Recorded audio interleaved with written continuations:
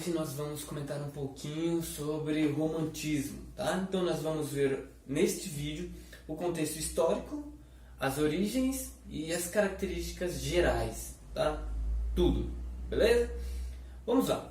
Então, primeiramente vamos comentar que foi no final do século XVIII, lá na Europa, tá? Era um cenário de revolução. As revoluções do quê? De ideias, beleza? Ideias na política e na arte. E por que na arte? Né? Na arte, naquela época, a arte era vinculada ao modelo clássico. Tá? Então, era tudo ideias clássicas. Tinha que seguir aquele modelo. Todos os escritores, todos os artistas tinham que seguir aquele modelo. E aí surge meio que uma rebeldia. Tá? Surge o quê? A liberdade criativa. Cada um faz o que quer de sua arte.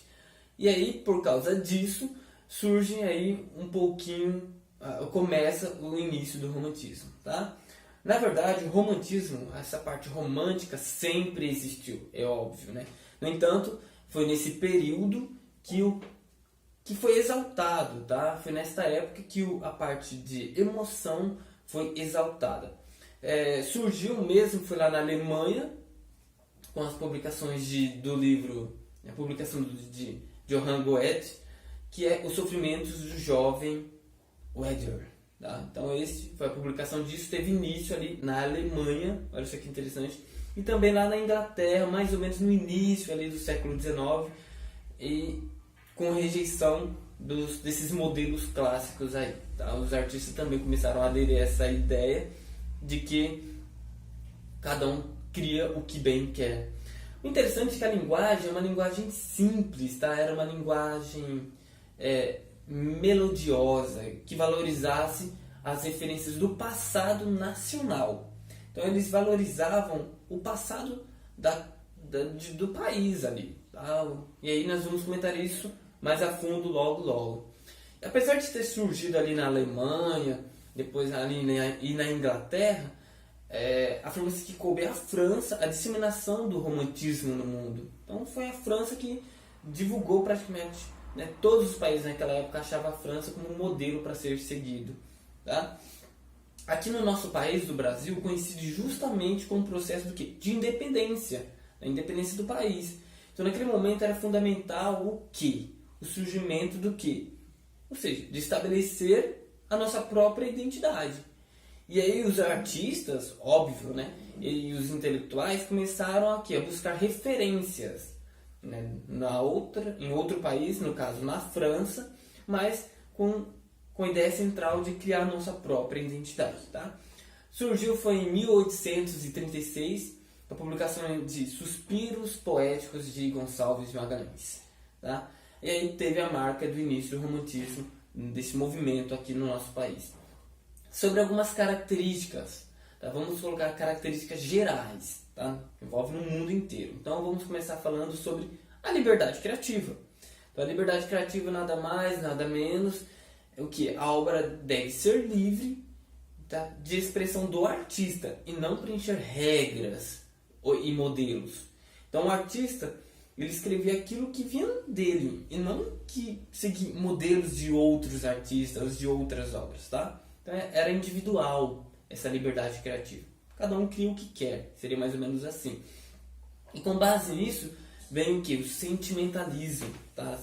Outra característica, sentimentalismo, que é cuja percepção do artista em relação ao mundo, tudo que estava acontecendo no mundo era permeado através de emoção.